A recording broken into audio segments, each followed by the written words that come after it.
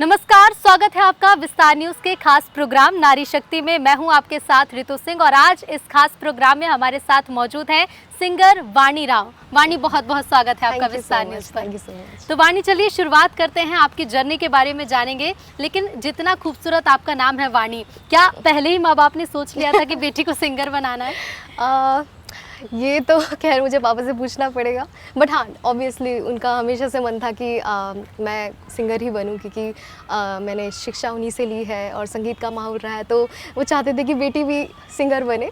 And ऐसा कुछ specific था नहीं, बट मेरा मन ज़रूर था थ्रू आउट द जर्नी। फिर मुझे लगा कि नहीं यार, यही करना है, सिंगर ही बनना है। तो हाँ, कह सकते हैं कि उनके मन में कहीं ना कहीं था। तो आपने बताया कि फैमिली से, यानी कि पहले से फैमिली से कोई सिंगर रहा है? जी जी, मेरे पिताजी रहे हैं। मेरे पिताजी मेरे गुरुजी हैं। और वो परिवार, मतलब वो माहौल ही ऐसा था संगीत से भरा हुआ कि फिर सोचा कि हाँ, तो मतलब जर्नी का हिस्सा कब बना और खुद कब सिंगर बन गए वो भी पता नहीं चला। बिल्कुल, यानी कि मतलब फैमिली भी चाहती थी कि हाँ हमारी बेटी सिंगर बने। बिल्कुल बिल्कुल, डेफिनेटली। अच्छा, हम होता है कि हम बचपन में जब रियलिटी शोज को देखते हैं तो मन में आता है कि हम भी उस स्टेज पर पहुंचे, हमें भी वहाँ परफॉर्म करना चाहिए, हमें भी सिंगर बनना चाहिए। क्योंकि मेरे साथ तो ऐसा होता था कि अगर मैं डांस इंडिया डांस देखती थी तो मुझे लगता था मुझे डांसर बनना है। न्यूज़ देखती थी, जब मैं न्यूज़ चैनल देखती थी मुझे लगता था मुझे एंकर बनना है। इंडियन आइडल देखती थी तो अपने आप में सिंगर को ढूंढने लग जाती थी। तो आपके मन में क्या आता था बचपन में कि मुझे क्या बनना है?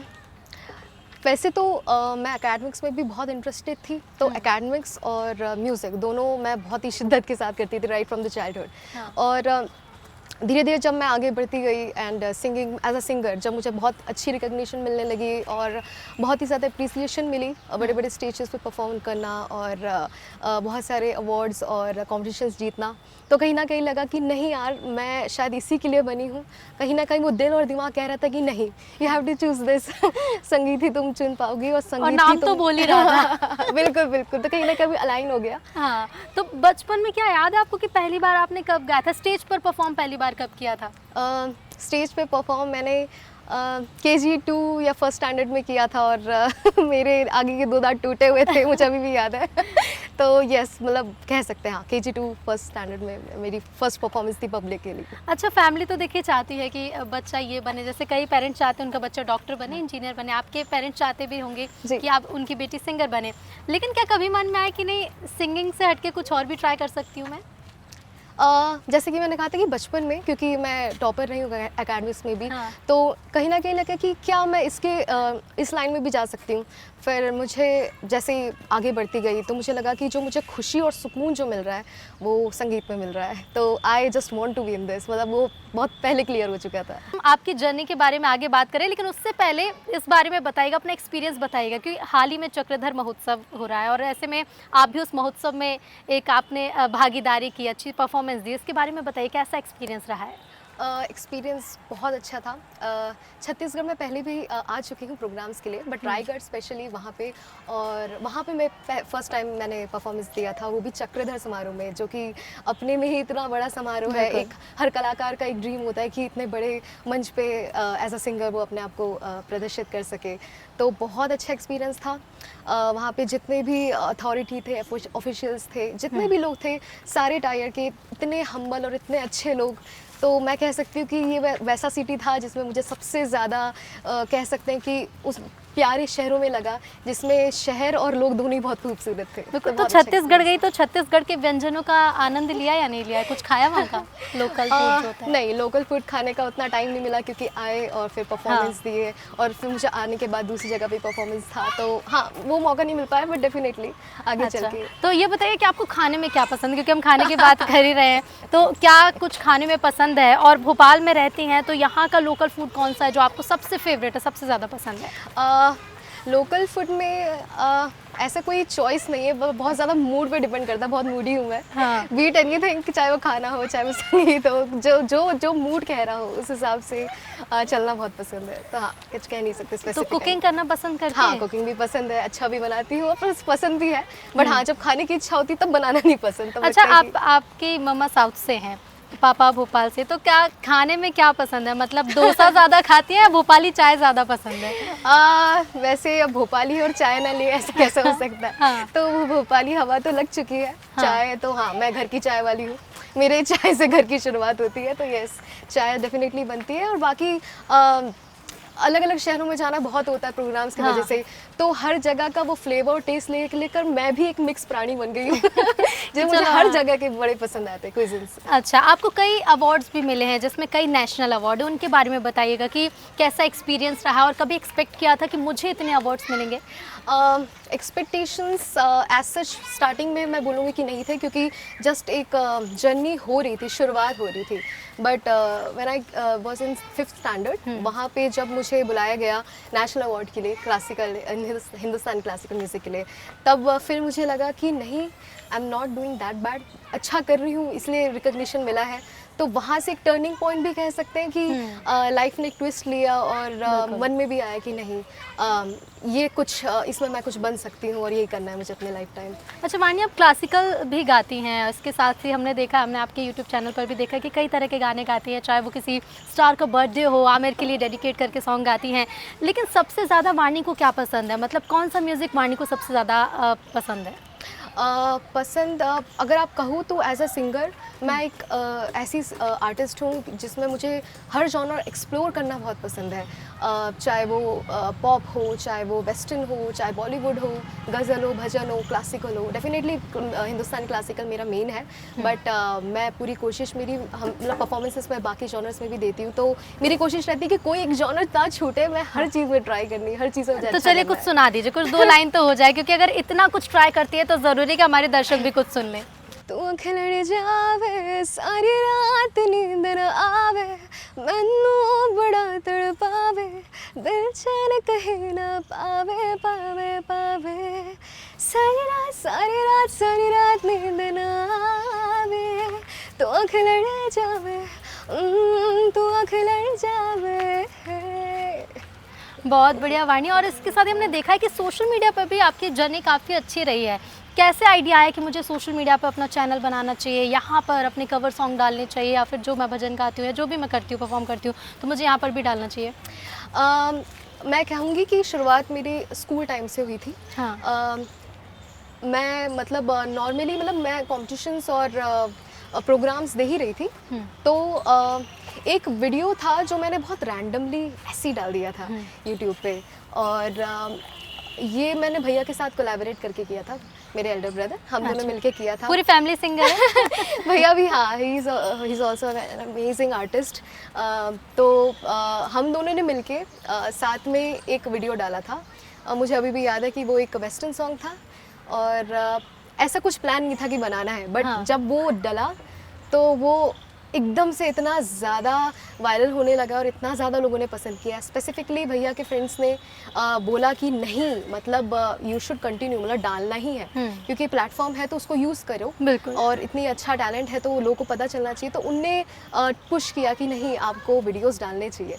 तो ऐसा कुछ प्लान नहीं था, पर हाँ, कह सकते कि लोग इतने ज़्यादा मोटिवेट किए कि डालो, तो फिर उसके बाद मैंने चैनल। तो कौन सा वो साल था, सबसे पहला वीडियो कब डाला था आपने यूट्यूब पर? मैं स्कूल में थी, डेफिनेटली स्कूल में थी, तो मे भी कह सकते हैं 8 साल 9 साल पहले, मतलब 2013-14 के आसपास आपने मे बी 16-17 के आसपास। हाँ। अब तो ऐसा हो गया ना, हम देख रहे हैं वाणी कि सोशल मीडिया की रीच जितने लोगों तक पहुंच रही है, आर्टिस्ट के पास भी उतनी पहुंच रही है, और कई ऐसे लोग हैं जो छोटी सिटीज़ में रहते हैं या फिर गांव में रहते हैं, लेकिन अपने टैलेंट को दिखाने के लिए बहुत अच्छा मौका हो गया है, क्योंकि आपके पास सोशल मीडिया है। आप कहते हैं ना कि आप मुंबई आ रहे हैं, लेकिन अगर आप मुंबई तक नहीं पहुँच पाए तो आप कर सकते हैं। आपने कभी सोचा कि आपको मुंबई जाना है?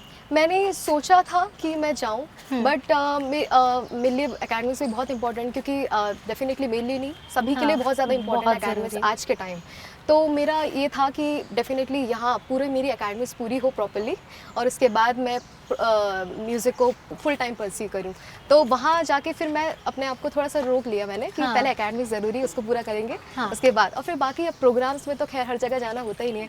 पहले होता था कि हाँ, एक पर्टिकुलर सिटी में जाना है, अब तो बहुत ज़्यादा डाइवर्सिफाई हो गई चीज़ें। सो ऐसा कोई स्पेसिफिक सिटी जाओ और करो, डेफिनेटली मुंबई की बात अलग होती है, बट हाँ, जब आप ऑलरेडी हर जगह जा के ट्रेवल कर रहे हो और शोज़ कर रहे हो, तो फिर सिटी इज़ जस्ट तो कभी सोचा था कि वाणी को लोगों का इतना प्यार मिलेगा कि रायगढ़ जाएंगे तो रायगढ़ क्यों जाएंगे, वहाँ के लोग इतना पसंद करेंगे, यहाँ के मतलब उस परफॉर्मेंस के हर तरफ चर्चा होगी, भोपाल में है तो भोपाल के लोग बहुत पसंद करेंगे, तो कभी इतनी एक्सपेक्टेशन थी कि हाँ लोग मुझे इतना पसंद करेंगे?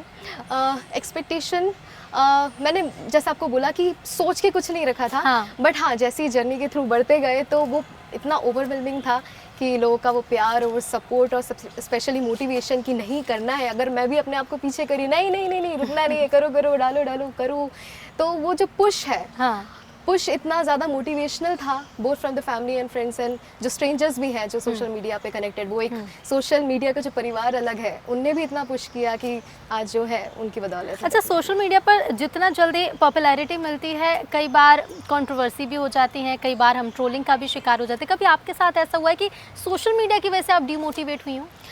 सोशल डेफिनेटली ये ऐसा प्लेटफॉर्म है कि ऐसा कभी नहीं हो सकता कि किसी इंसान को जस्ट पॉजिटिव रिव्यूज ही मिले, दैट्स नॉट गोना हैपन, क्योंकि वो बहुत रेयर केस है कि आपको ना मिले। आप कितने भी अच्छे कलाकार हो, ऐसा हो नहीं सकता कि आपको नेगेटिव कमेंट्स ना मिले।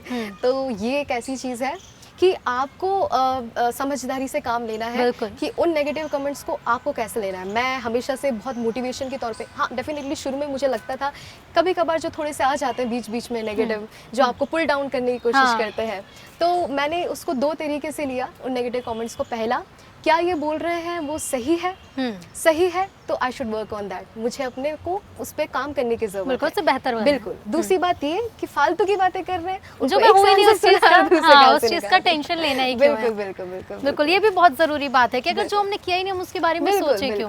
तो डिमोटिवेशन तो देखिए होता रहता है, लेकिन सबसे जरूरी है कि हम उससे मोटिवेट कैसे होते हैं। अच्छा ये बताइएगा, क्योंकि देखिए आपके बाल बहुत खूबसूरत है, थैंक यू सो मच। इसका क्या राज है वाणी, और इसके साथ ये भी बताइएगा कि गाने के साथ साथ और क्या शौक है आपके? ये बाल का मैं कुछ नहीं बोलना चाहूँगी, मम्मी की देन है टोटली। एंड शौक मेरे मैं बहुत ही ज़्यादा, मैं एक बहुत ही क्रेज़ी पर्सन हूँ। मुझे बहुत सारी चीज़ें करना पसंद है, कभी बैडमिंटन, कभी मतलब स्केचिंग, डांस, कुछ भी, मतलब पूरी मुझे होते हैं ना टिपिकल नौटंकी लड़की जिसे दुनिया भर की सब चीज़ें करनी है, तो फिर बस it's a mix of things. मतलब स्केचिंग में मैं अच्छा करती हूँ, मुझे कभी कभी लगता है कि अगर मैं सिंगिंग में नहीं होती तो शायद मैं स्केच आर्टिस्ट होती, लेकिन आर्टिस्ट होती, आर्टिस्ट जरूर होती, वो उससे दूर नहीं। क्रिएटिविटी मतलब नहीं छोटी। अच्छा, क्रिएटिविटी है तो क्यूरेशन की भी बात कर लेते हैं, क्योंकि आप कवर सॉन्ग भी करती हैं। ऐसे में कई बार हमने देखा है कि जो सिंगर्स कवर सॉन्ग करते हैं या फिर खुद से कोई गाना गा के डालते हैं, तो कई बार उन पर जो ट्रोलर्स होते हैं, कुछ ऐसे लोग होते हैं जो आपको डिमोटिवेट करने का काम करते हैं, वो कहते हैं कि इससे कॉपी कर रही है, उससे कॉपी कर रही है। तो कभी आपको ऐसा सुनने को मिला है कि आप किसी को कॉपी कर रही हैं? एज सच तो जहाँ तक मुझे याद है सुनने को नहीं मिला, क्योंकि मेरी हमेशा से बड़ी इच्छा रही है, मतलब बचपन से ही, कि अगर मैं किसी कंटेंट को सुन रही हूँ तो मैं अपना ट्विस्ट या अपना तड़का कैसे डालूं। तो मुझे एग्जैक्ट कॉपी करना कभी पसंद नहीं रहा है, बीट एनीथिंग, कोई भी जॉनर हो। तो मेरी हमेशा इच्छा रही कि अगर वाणी राव का वर्जन होता तो वो कैसे करती। तो वाणी राव का एक वर्जन सुना दीजिए ना, कुछ एक क्रिएटिव सा जो जिसमें आपने खुद का कुछ ऐड किया हो।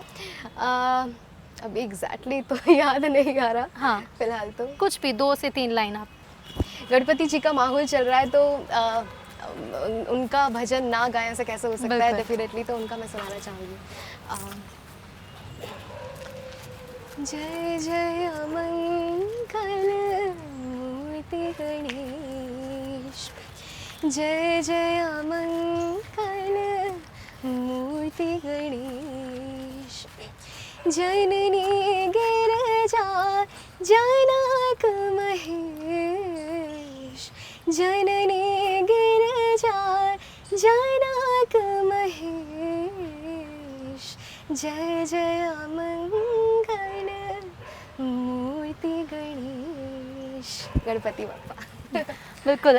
साथ ही ये भी बताइएगा वाणी, क्योंकि देखिए कवर सॉन्ग तो आप कर ही रही हैं, सारी चीज़ें कर रही हैं। अच्छा, स्कूल की जर्नी के बारे में बताइए, क्योंकि स्कूल में होता है कि जो सबसे ज़्यादा टैलेंटेड बच्चा होता है उसका ग्रुप सबसे ज़्यादा बड़ा होता है, और वो किसी ग्रुप में शामिल नहीं होता, उसका ग्रुप अपने आप बन जाता है, क्योंकि फ्रेंड्स को भी अच्छा लगता है कि चलो मेरा फ्रेंड सिंगर है। आपके साथ ऐसा होता था स्कूल में? हाँ डेफिनेटली होता था, क्योंकि जब आप नोन होते हो हाँ। तो पूरा स्कूल पूरा कॉलेज आपको जान रहा होता है। हाँ। मेरा ऐसा कुछ ग्रुप नहीं था, क्योंकि मोस्ट ऑफ द पीपल जो जानते थे, जो जिनको मैं जानती थी वो तो दोस्त थे ही, और जिनको मैं नहीं भी जानती थी वो कहीं ना कहीं कनेक्टेड थे। हाँ। तो एज इन एक्वेंटेंसेस के तौर पे या कभी हाय लोग, तो मतलब ऐसा कोई स्पेसिफिक, हाँ जैसा आप बोल रहे हो कि वो बहुत बड़ा सर्कल होता है, वो सही बात वो है, अपने आप बन ही बन ही जाता जाता है। है वो। अच्छा वाणी, आपकी आवाज़ से जितना हम समझ पा रहे हैं, आप गाती तो हैं, वॉइस ओवर भी करती होंगी। जी जी बिल्कुल तो बिल्कुल। किस टाइप के वॉइस ओवर करती हो, मतलब अगर गाने के अलावा अगर हम बात करें तो? मेरे वॉइस ओवर्स मैंने काफ़ी एड्स में टाइटल ट्रैक्स हुए, उसमें जिंगल्स भी गाए हैं मैंने, और वॉइस ओवर्स जैसे डॉक्यूमेंट्रीज हुए और मूवीज़ की डबिंग हुई, इन सब में मैंने काफ़ी बार अपनी आवाज़ कभी दी है। कार्टून में ट्राई किया है? कार्टून में हाँ एक बार ट्राई किया है। थोड़ा सा कुछ सुनाइए, क्योंकि सुनना बड़ा अच्छा लगता है, अरे। नोबिता शिनचैन या कुछ भी जो आप करती हो। नोबिता शिनचैन वाला तो नहीं था, हाँ। बट उसमें एक प्रोजेक्ट था जिसमें मुझे टीचर के रूप में बच्चों के साथ बच्चा बनना होता है। अच्छा। तो ऐसी कुछ, hello people, how are you, 1 2 3 4 ऐसे करके, मतलब रैंडम स्टेप्स थे। और जिन जिंगल्स की आप बात करिए वो थोड़ा सा सुना दे तो, जिंगल्स या फिर ऐड के लिए जो आपने किया हो। एड्स जो थे वो बेसिकली जो आप जैसे टूरिज्म के कुछ हो गए, या जहाँ पे जो बैकिंग वोकल्स में जिसमें आपको इन्फॉर्मेशन देनी होती है, बीट एनी कोई भी कॉन्सेप्ट हो सकता है, तो उसके ऊपर जो बातें होती हैं तो उसके ऊपर voice over according to script जो प्रोवाइड कराई गई हो। अच्छा, रियलिटी शो को लेकर आपका क्या सोचना है वाणी, कि क्योंकि कई लोग कहते हैं कि इसकी हकीकत कुछ और होती है, पर्दे के पीछे कुछ और होता है। कई ऐसे सिंगर्स रहे भी हैं जो रियलिटी शो तक पहुँचे हैं लेकिन उन्हें वैसा फेम नहीं मिला। कई सिंगर्स ऐसे हैं जिन्हें वहाँ तक जाने की ज़रूरत ही नहीं पड़ी, तो इसके बारे में आपका क्या सोचना है? मैं कहूँगी कि ये बहुत ही सब्जेक्टिव चीज़ है। जो वहाँ पे लोग गए हैं, अगर आधे लोग से आप पूछोगे कि वो बोलेंगे कि सही है, और जो आधे लोग हैं वो बोलेंगे कि नहीं सही है। तो बेसिकली अगर जो पर्टिकुलरली जिसने वहाँ पे पूरा प्रॉपरली देखा है, तो that will be more answerable to the question. But हाँ ये है कि जो मुझे लगता है कि जो मैंने भी देखा है कि बहुत अच्छे आर्टिस्ट जो हम देखते हैं वो कहीं ना कहीं पहले ही चले जाते हैं, शो से बाहर हो जाते हैं। तो मुझे लगता है कि रियलिटी शो एक माप नहीं है किसी अच्छे आर्टिस्ट का। वही मार्कशीट जैसी चीज नहीं कि अगर आपके मार्क्स नहीं आए तो इसका मतलब ये नहीं कि आप टैलेंटेड नहीं है। एग्जैक्टली टैलेंटेड नहीं है, या जो बहुत एंड तक आ रहा है डेफिनेटली वो नहीं, जो पहले निकल गया उससे ज़्यादा टैलेंटेड है। It's just about somewhere the spark of luck, और आपका वो दिन है कि नहीं। तो मुझे लगता है कि इन दोनों पे बहुत मैटर करती है चीज़। अच्छा, वाणी बोलते हैं कि सिंगर्स को अपने गले के लिए काफ़ी मेहनत करनी होती है। आप क्या खाते हैं, क्या पीते हैं, किस समय खा रहे हैं, इसका ध्यान रखना होता है। तो आप भी क्या कोई डाइट चार्ट फॉलो करती हैं या फिर गले का कैसे ख्याल रखती हैं? डाइट चार्ट एज सच नहीं, मुझे देख के समझ में आ रहा मैं कोई डाइट चार्ट फॉलो नहीं करती हूँ। बट ये है कि हाँ थोड़ा गला थोड़ा सा मतलब ख़राब ना हो, तो उसके लिए मैं कोशिश करती हूँ कि खट्टी चीज़ें हों या ठंडी चीज़ें हों, उसको मैं अवॉइड करती हूँ। तो आई डोंट टेक दैट। बाकी बहुत ज़्यादा मिर्च मसाले चीज़ें थोड़ी सी प्रॉब्लमेटिक होती हैं गले के लिए, तो वो बस छोटी मोटी चीज़ें, और वो भी ज़रूरी नहीं कि सबके लिए अप्लाई। जैसे कुछ सिंगर्स मैंने ऐसे भी देखे हैं जो ठंडा कोल्ड वाटर पीते हैं या बहुत ज़्यादा कुछ भी खाते हैं बट उनके गले को असर नहीं पड़ता। तो ये भी अगेन मतलब पर्सन टू पर्सन डिपेंड करता है कि। अच्छा वाणी, देखिए जब हमारी फैमिली में कोई सिंगर होता है, जैसे आपकी फैमिली में आपके पापा भी हैं, आपके भाई भी हैं, तो ये चीज़ हमें मोटिवेट तो करती ही है क्योंकि सपोर्ट रहता है। लेकिन क्या कभी आपको लगा कि मेरी फैमिली में मेरे पापा भी सिंगर है, मेरा भाई भी सिंगर है, तो ये मेरी गलतियाँ निकालते रहते हैं, ऐसा कभी फील हुआ? ये बहुत अच्छी बात होती है कि आपका माहौल संगीतिक माहौल रहता है, बट उसके बाद आपको ना एक प्रॉपर क्रिटिक भी तौर पे भी वो अवेलेबल रहता है। जज घर पे बैठे हैं ना। बिल्कुल बिल्कुल बिल्कुल। तो भैया is more into technical aspect, जो प्रोडक्शन ऑडियो वीडियो से रिलेटेड जो उनका खुद का स्टूडियो है, साउंडलैंड स्टूडियो, और तो उसमें सारे बेसिकली और ऊपर से फिर सिंगर के साथ वो लिरिक्सिस्ट, कंपोज़र और 10-12 इंस्ट्रूमेंट्स भी बजाते हैं। Is very very talented. तो उनका एक ब्लेंड, और पिताजी का जो मैंने उनसे इंडियन जो क्लासिकल की ट्रेनिंग ली है, इतने ज़्यादा टैलेंटेड नॉलेजेबल जब लोग घर में हों, तो कहीं ना कहीं वो क्रिटिक के तौर पे भी बहुत बड़ा रोल प्ले करते हैं, और कहीं ना कहीं स्ट्रिक्टनेस भी रहती है कि ये क्या कर दिया, ऐसा नहीं करना था, वैसा नहीं करना था। तो हाँ मतलब बहुत प्यारी चीज़ है ये कि वो माहौल कंटिन्यूसली घूमता भी रहता है, और आपको एक प्रॉपर एनालिसिस मिलता है कि आप क्या कर रहे हो एग्जैक्टली और क्या नहीं करना है। हाँ, तो जब भी आप स्टेज पर परफॉर्म करने जाती है तो क्या आपके फैमिली मेम्बर साथ में जाते हैं? हाँ, कोई ना कोई रहते हैं मेरे साथ में, कभी मम्मी, कभी पापा, कभी भाई।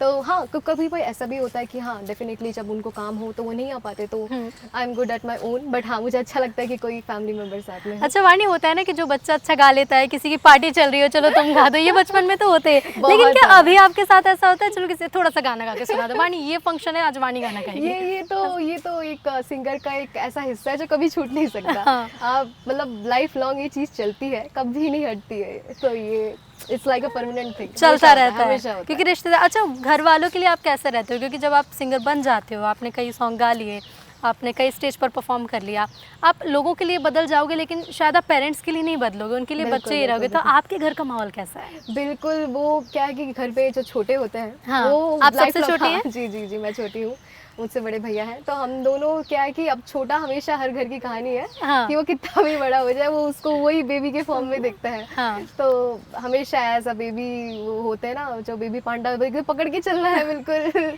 तो वो जो केयर है, वो जो सेंसिटिविटी है, वो डेफिनेटली हमेशा ही रहती है। अच्छा वाणी, आपके अगर सिंगर्स की बात करें तो आपके सबसे ज़्यादा पसंदीदा सिंगर कौन है आपके फेवरेट, फीमेल में और मेल में? मेरे सिंगर्स फेवरेट बहुत सारे हैं, क्योंकि हर आर्टिस्ट की बात इतनी अलग है। हाँ। जो एक आर्टिस्ट में वो दूसरे आर्टिस्ट में नहीं मिलेगी, और जो दूसरे में वो तीसरे में नहीं मिलती। तो मेरे इस वजह से बहुत सारे ऐसे फेवरेट्स हैं। अगर मैं पुराने आर्टिस्ट में जाऊँ तो किशोर कुमार जी, लता मंगेशकर जी, आशा जी, और नए में अगर मैं देखूँ तो सोनू जी हैं, हाँ। सुनिधि मैम, और श्रेया घोषाल जी, और बहुत सारे, मतलब अच्छा, हम देख रहे हैं क्योंकि हाँ। सुनिधि चौहान ने जैसे अभी एकदम चेंजेस हमने देखे, बिल्कुल, उनके स्टेज बिल्कुल, परफॉर्मेंस में एक अलग स्पार्क देखने को मिल रहा है, तो बिल्कुल, कभी आपने सोचा कि आपको भी वैसे करना है? मैंने सोचा तो नहीं, क्योंकि एक आर्टिस्ट का अपना हर एक वो एक मिजाज होता है, एक अंदाज होता है कि वो अब कैसे अपने आप को कैरी करता है स्टेज पे। तो डेफिनेटली दाद देनी पड़ेगी the way she is doing, क्योंकि शायद इंडिया में शायद ही किसी ने इसके पहले किया हो, इसके क्योंकि मैं तो पहले नहीं क्या? जानती कि किसी ने किया हो। बिल्कुल। She is the first one, तो वो बहुत इंस्पायर करती हैं। बाकी मेरा जो रुख है, that has been more towards the Hindustani classical music. तो दिमाग में ऐसा सच आया नहीं, बट हाँ परफॉर्मेंस जैसे कि मैंने कहा कि सारे टाइप के देती हूँ, तो रहता है कि जो मैं करूँ बस अच्छे से और शिद्दत से करूँ। अच्छा वाणी, देखिए हम लोग की प्लेलिस्ट तो ऐसी होती है कि हम जिस सॉन्ग से कनेक्ट कर गए हमने वो अपनी प्लेलिस्ट में ऐड कर दिया। एक सिंगर की प्लेलिस्ट कैसी होती है? आपको सबसे ज़्यादा, अगर हम बॉलीवुड की बात करें, मूवीज़ के सॉन्ग की बात करें, तो कौन से म्यूज़िक सुनना ज़्यादा पसंद है?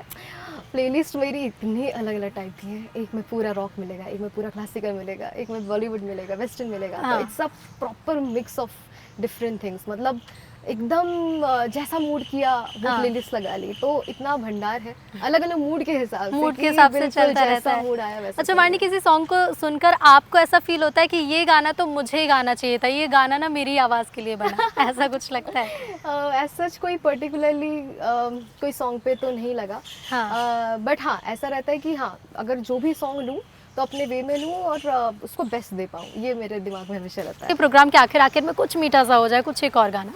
ओके, साउथ में साउथ का एक लैंग्वेज मैं बोलूँगी कि तेलुगु में भी मुझे याद आ रहे हैं, तमिल में भी याद आ रहे हैं, बट फिलहाल लिरिक्स जो मुझे याद आ रहे हैं वो तमिल के याद आ रहे हैं, दो मुझे नहीं आती तमिल, तो बट स्टिल मुझे थोड़ा थोड़ा लिरिक्स याद है उसका। போகிறே தன்னாலே என்று தேடினேன் உவாசம் நானேடினேன் உன் காதல் கொண்டு போகிறேன் உன்னாலே वाणी, ये भी बता दीजिए कि आखिर इसका मतलब क्या है, क्योंकि जो सुन रहे होंगे उनको शायद तमिल ना आती हो। नहीं, मुझे भी नहीं आती बेसिकली, बट मुझे इसका एक लिरिक्स जो है वो बेसिकली एक लव सॉन्ग है, रोमांटिक सॉन्ग अच्छा। है, जिसमें जो अलग हो जाते हैं। तो हाँ, तो ये गाना is one of the first Tamil song जो मैंने सीखा था, तो सुना दिया मैंने। बिल्कुल, तो देखिए आज हमने नारी शक्ति में सिंगर वाणी राव से बात की, इनके बारे में बहुत सारी चीज़ें जानी, बहुत सारे गाने सुने, हमें तो सुनकर अच्छा लगा, उम्मीद है कि आपको भी बहुत अच्छा लगा होगा। वाणी, बहुत बहुत शुक्रिया आपका हमारे इस प्रोग्राम में शामिल होने के लिए। तो देखिए आज नारी शक्ति में हमने बात की है सिंगर वाणी राव से, और भी खबरों के लिए आप देखते रहिए विस्तार न्यूज़। नमस्कार।